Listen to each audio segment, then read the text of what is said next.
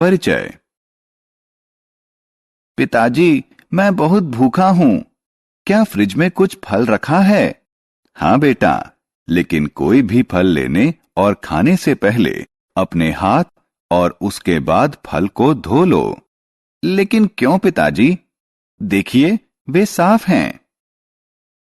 क्योंकि तुम्हारे हाथ और फल पर ढेर सारे जीवाणु हैं जिन्हें तुम आंखों से नहीं देख सकते। इसलिए बिना हाथ धोए उन्हें खाना स्वास्थ्यप्रद और सुरक्षित नहीं है। इस पाठ में हम स्वास्थ्य और स्वास्थ्य सुरक्षा के बारे में सीखेंगे। आओ सीखें।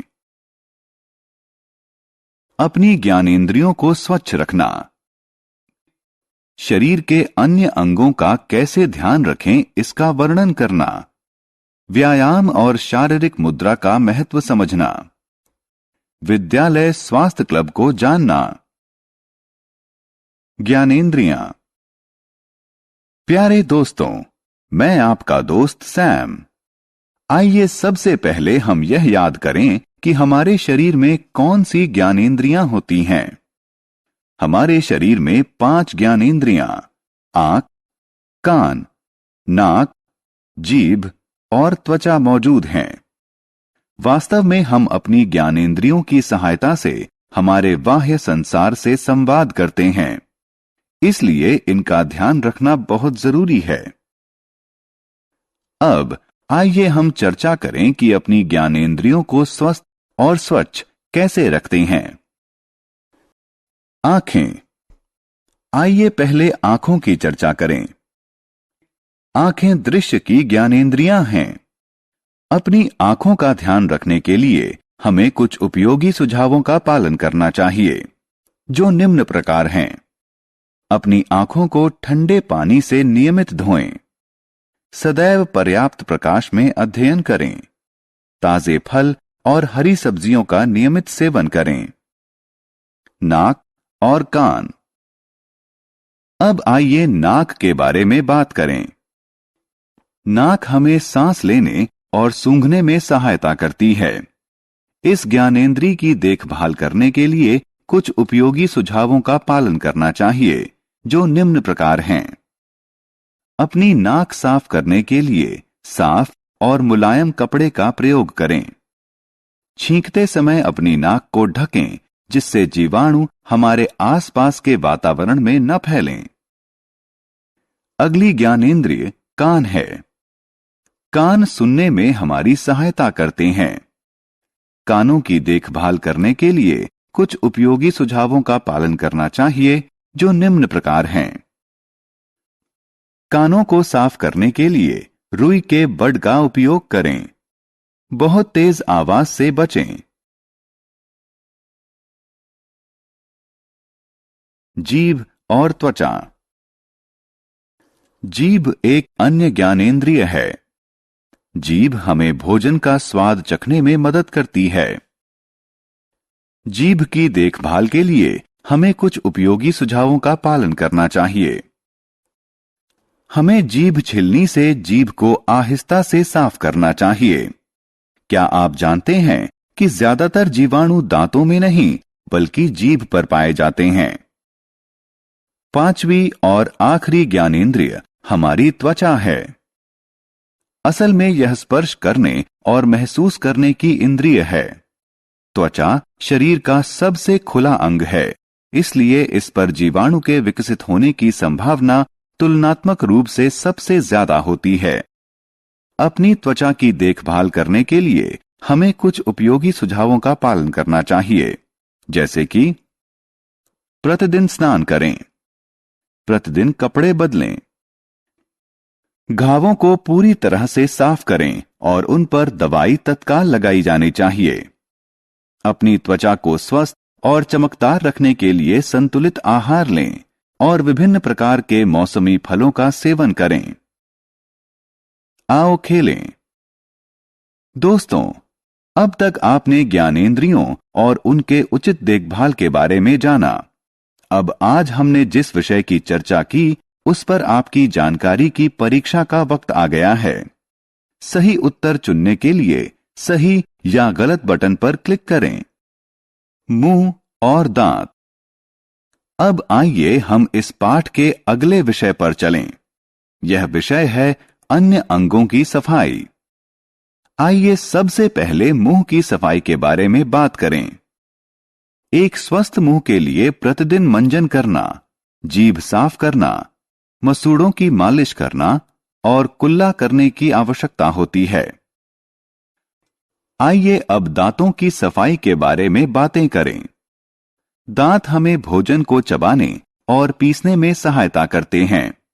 दांतों को स्वस्थ और मजबूत रखने के लिए हमें अपने दांतों पर दिन में 2 बार मंजन करना चाहिए। एक बार सुबह उठने के बाद और दोबारा रात को सोने से पहले। बाल। आइए अब बालों को साफ रखने के उपायों की चर्चा करें। क्या आप जानते हैं कि बाल जीवाणुओं को आपके शरीर से दूर रखते हैं? पसीना और तेल बाल को गंदा कर देते हैं। इसलिए अपने बालों को स्वच्छ और स्वस्थ रखने के लिए आपको निम्न उपायों का पालन करना चाहिए, जैसे एक सौम्य क्लींजर या शैम्पू से बालों को नियमित धोएं। सिर पर तेल की अच्छे से मालिश करें। चेहरा। हम जानते हैं कि चेहरा हमारे शरीर का वह अंग है जो अधिकतम ज्ञानेंद्रियों को वहन करता है। इसलिए इसे साफ रखने के लिए हमें कुछ आवश्यक उपायों पर अमल करना चाहिए, जैसे सभी प्रकार के धूल, गंदगी और जीवाणुओं को साफ करने के लिए चेहरे को प्रतिदिन कम से कम 2 बार धोएं। चेहरे को स्वस्थ और ताजा रखने के लिए नमी प्रदान करने वाली कोई क्रीम लगाएं। नाखूनों की देखभाल। हमारे नाखून भी धूल के कण और जीवाणुओं को वहन करते हैं, और यदि हम गंदे नाखूनों वाले हाथों से खाना खाते हैं तो गंदगी हमारे मुंह में चली जाएगी, जिससे हमें बीमारियां हो सकती हैं। पैरों की देखभाल। संक्रमण से बचने के लिए हमें कुछ कदम उठाने चाहिए, जैसे नहाते वक्त अपने पैरों और पंजों को अच्छे से धोएं। उन्हें अच्छी तरह सुखा लें, खासतौर पर पैर की उंगलियों के बीच की जगह को। बाहर से आने के बाद अपने पैर और पंजे अच्छी तरह धोएं। व्यायाम।